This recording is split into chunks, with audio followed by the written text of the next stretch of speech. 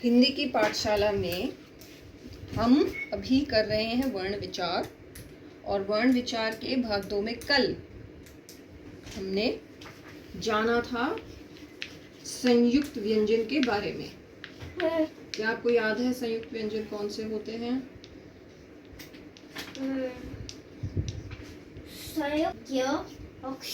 श, श्र, ज्ञ और श्र। ये 4 संयुक्त व्यंजन थे। इसके अलावा कुछ और तरह के भी वर्ण हमें दिखाई देते हैं या जब हम शब्द लिखते हैं, जिनमें एक होता है ड़ और दूसरा होता है अढ़। ड़ और ढ़ और ज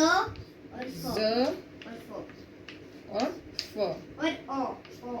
और इसके अलावा हमने जाना था औ के बारे में, जिसे हम लिखते ऐसे हैं पर इसका जो सिंबल है वो ऐसा होता है ओ। और इसके अलावा आपने ये भी जाना था कि व्यंजन कितने प्रकार के होते हैं। 3 तरह के होते हैं। स्पर्श व्यंजन, स्पर्श व्यंजन, अंतस्थ व्यंजन और ऊष्म व्यंजन। स्पर्श व्यंजन कौन से थे? क से लेकर म तक। ये होते हैं 25। 25। अंतस्थ व्यंजन होते हैं जो स्वर और व्यंजन के बीच की आवाज आती है, जैसे य, र, ल, व। ये है 4। और ऊष्म व्यंजन जिन्हें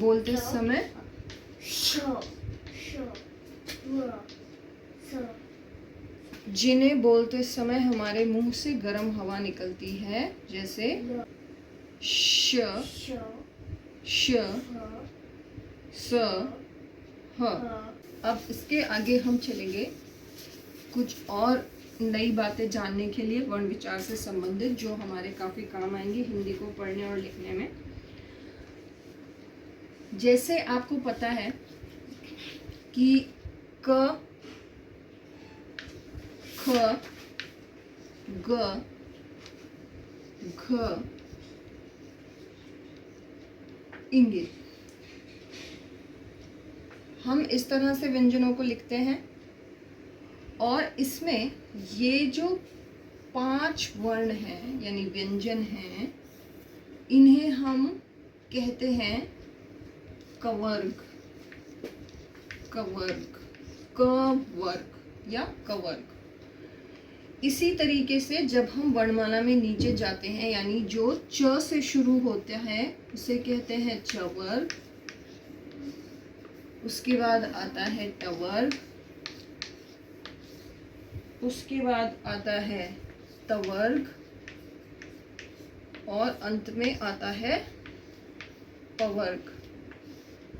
कवर्ग में है क, ख, ग, घ, इंगे। चवर्ग में च, छ, ज, झ, हिय। टवर्ग में ट, ठ, ड, ढ, ण। तवर्ग में त, थ, द, ध, न। और पवर्ग में प, फ, ब, भ, म।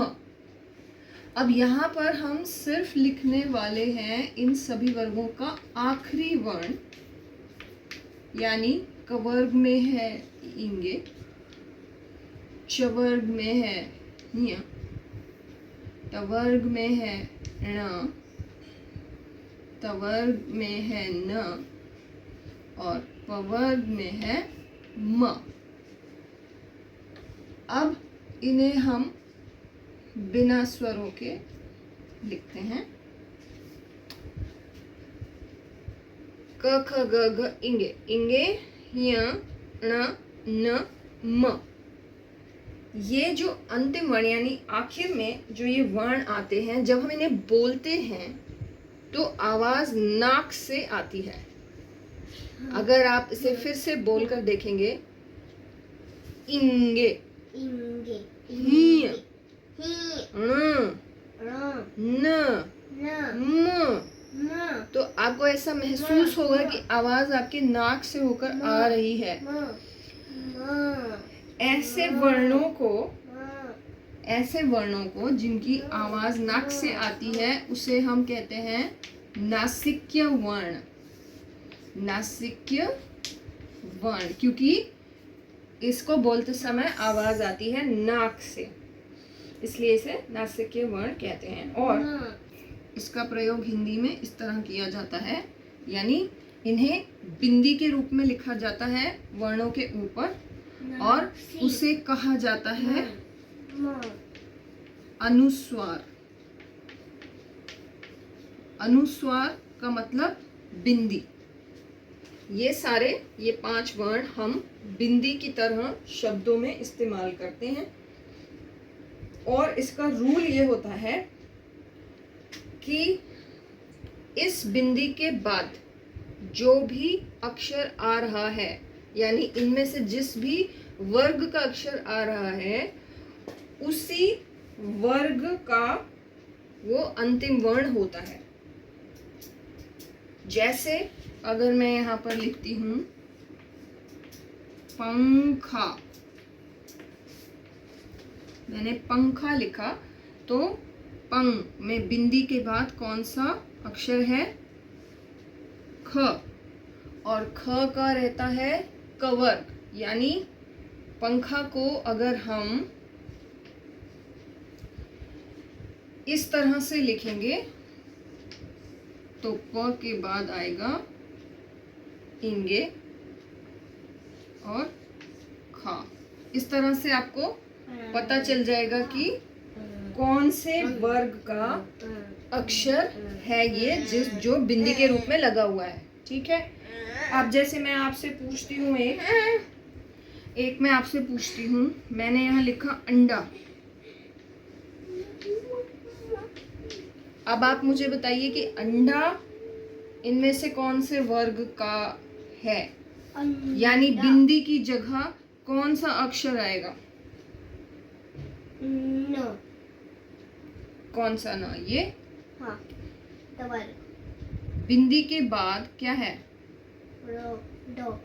ड। तो ड किस में आता है इनमें से? तवर्ग। त, थ, द, ध, न। वो नीचे वाला तवर्ग।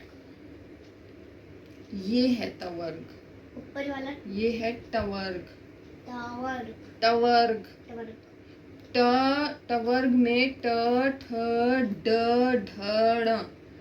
ट, ठ, ड, ढ, ण। तो यानी ये बिंदी क्या है? ये वाला ण। तो अगर हमें इसका अक्षर लिखना है अंडा, ऐसे लिखा जाता है अंडा को अगर हम अक्षर लिखते हैं। एक और अक्षर देख लेते हैं या 2 और देख लेते हैं, उससे हमें और थोड़ा सा अभ्यास हो जाएगा और पता चल जाएगा। जैसे अब मैं एक और लिखती हूँ धंधा। धंधा। तो ये अगर हम इसका अक्षर लिखेंगे तो कौन सा अक्षर आएगा? आप सोचो बिंदी की जगह। धंधा। धंधा।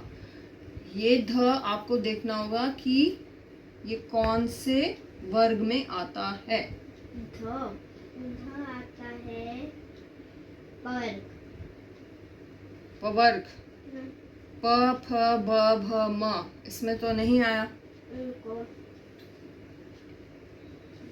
आएगा तवर्ग। तवर्ग। तवर्ग यानी त, थ, द, ध, न। और न मतलब आखिर में क्या आया? न। तो हम बिंदी की जगह लगाएंगे आधा न, क्योंकि इसकी आवाज आधी ही है। अगर पूरा न लगा देंगे तो हो जाएगा धन था। धन था, लेकिन ये है धन था। तो इसलिए हमने इसको ऐसे लगाया। एक और जान लेते हैं, जैसे कि अगर मैंने यहाँ लिखा संचय। संचय, इसमें आप बताइए कि बिंदी की जगह कौन सा अक्षर है? संचय आएगा पवर्ग। पवर्ग। पवर्ग। आपको बिंदी के बाद वाला अक्षर देखना है। च।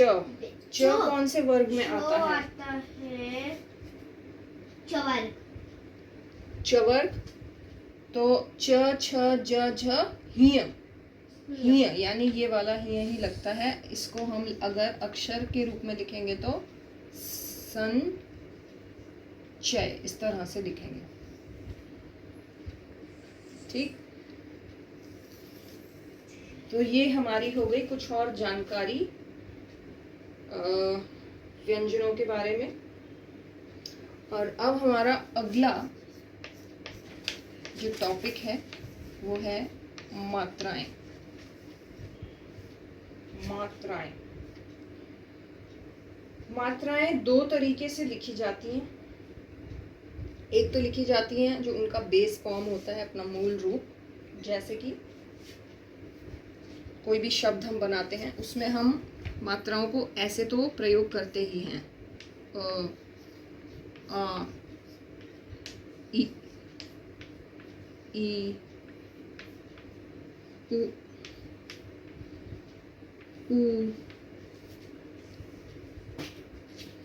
री, ए, आए, ओ और औ। अगर आप ध्यान देंगे तो आपने ये सभी मात्राएं देखी होंगी कहीं ना कहीं, जैसे अंदर, आवाज, इमली, ईक, उल्लू, ऊन, ऋषि, एड़ी, ऐनक, ओखली, औरत, इन सभी शब्दों में इन्हीं मात्राओं को ही लिखा जाता है। लेकिन दूसरा तरीका होता है इसे किसी व्यंजन के साथ मिला के लिखने का, जैसे कि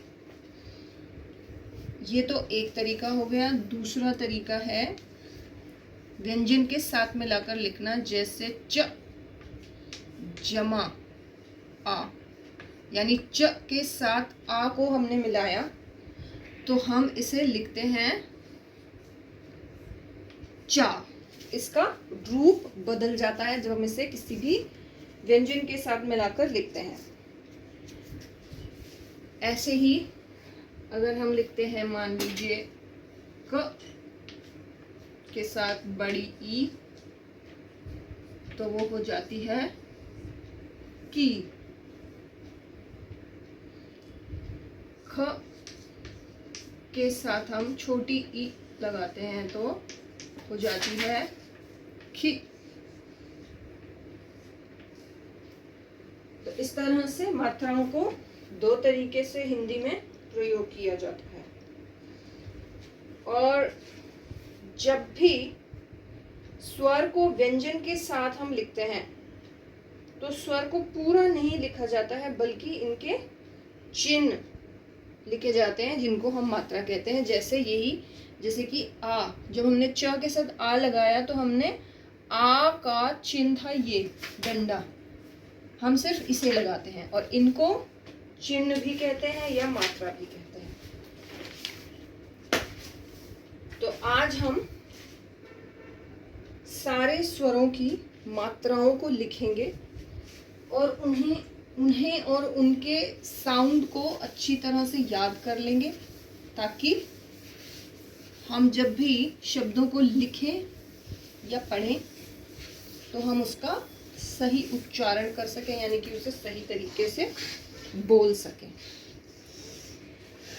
तो अब यहाँ मैं स्वर लिखती हूँ और इसके सामने मैं लिखूंगी इसकी मात्रा।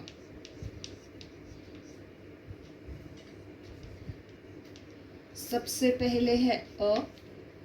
अ की कोई मात्रा नहीं होती। उसके बाद है आ। आ की मात्रा है ऐसा एक डंडा। ई। ई की मात्रा है इस तरह। फिर ई।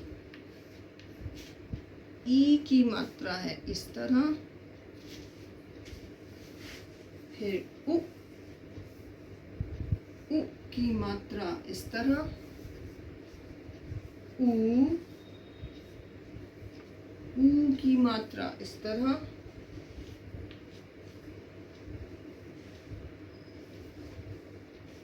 री, री की मात्रा इस तरह, ए की मात्रा इस तरह, आई की मात्रा इस तरह, और बचते हैं दो और, जिसे हम ऊपर लिख लेते हैं। एक है ओ, ओ की मात्रा इस तरह, और आखिर में है औ, औ की मात्रा इस तरह। ये हो गई सभी स्वरों की मात्राएं। और इसके अलावा, इनके अलावा कुछ चिन्ह और होते हैं, जैसे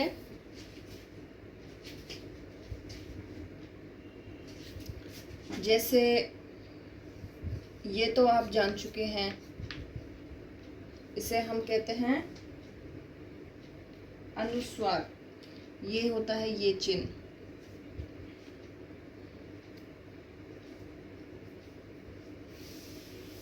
एक और चिन्ह होता है चंद्र बिंदु, जिसे हम कहते हैं अनुनासिक। यह है अनुस्वार। अनुस्वार के बारे में आप जान चुके हैं। यह है अनुनासिक।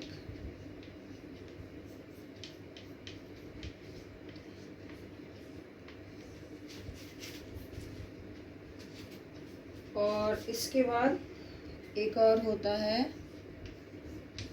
ऐसा चिन्ह जिसे कहते हैं विसर्ग।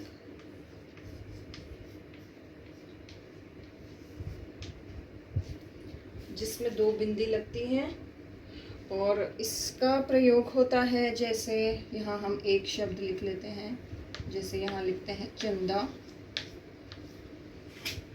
यहाँ लिखते हैं हम बांध, बांध यानी डैम, और यहाँ लिख लेते हैं पुनः। इसकी आवाज होती है ह, पुनः यानी दोबारा। इसके अलावा जानकारी के लिए, जैसे र के साथ अगर हम उ गाते हैं तो वो इस तरह से लिखा जाता है। वैसे उ की मात्रा नीचे की तरफ रहती है, लेकिन र के साथ लगाने से वो इस तरह से लगती है। और ऐसे ही अगर हम र के साथ बड़े उ की मात्रा लगाते हैं तो वो इस तरह से लिखी जाती है, जबकि बाकी व्यंजनों के साथ वो नीचे ही लिखी जाती है। और इसी तरह से जैसे री ऋषि की मात्रा नीचे की तरफ रहती है, पर अगर हम इसे ह के साथ लगाते हैं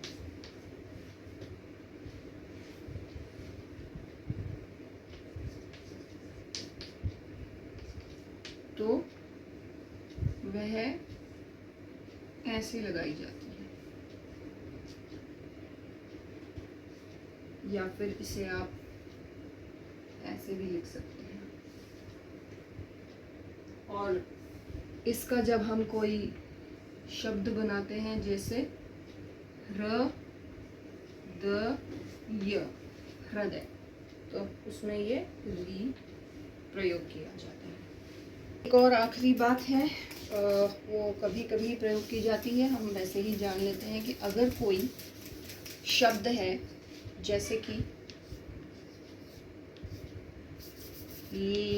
लौंग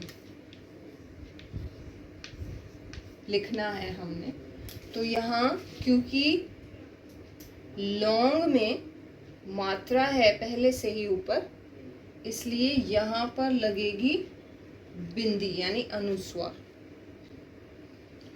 और अगर हमने लिखा छलांग, इसमें मात्रा लगी है, तो उसके साथ बिंदी लगती है, जबकि आवाज न की आ रही है ना, लॉन्ग लॉन्ग लॉन्ग, क्योंकि मात्रा लगी है तो बिंदी आएगी। लेकिन अगर ऊपर मात्रा नहीं है, जैसे छलांग, छलांग में मात्रा शिरोरेखा के ऊपर नहीं है, इसलिए हम उसमें लगाएंगे चांद बिंदी। तो जब आपको कोई शब्द लिखना हो, उसमें न की आवाज आ रही हो, आपको ये सोचना है कि उसके ऊपर मात्रा है या नहीं। अगर रेखा के ऊपर मात्रा है तो आप बिंदी लगाएंगे, और अगर रेखा के ऊपर मात्रा नहीं है तब आप चांद बिंदी लगाएंगे। ठीक है? जैसे तोंद, इसमें बिंदी आएगी या चांद बिंदी? बिंदी। बिंदी, क्योंकि ऊपर मात्रा है। और अगर हमें लिखना है टांग, इसमें मात्रा ऊपर नहीं है, तो हम यहाँ लगाएंगे चांद बिंदी। ठीक, तो ये हमारी हो गई मात्राएं। इन्हें हम कल फिर से एक बार रिवाइज कर लेंगे, और फिर उसके बाद हम चलेंगे अपने अगले टॉपिक की तरफ, जिसका नाम है संज्ञा। और संज्ञा को अंग्रेजी में क्या कहते हैं? नाउन्स। तो इंग्लिश में आपको पता होगा अच्छे से, ऐसे ही हिंदी में भी कर लेंगे उसे, ताकि हिंदी में भी आपको अच्छे से नाउन समझ में आ जाए।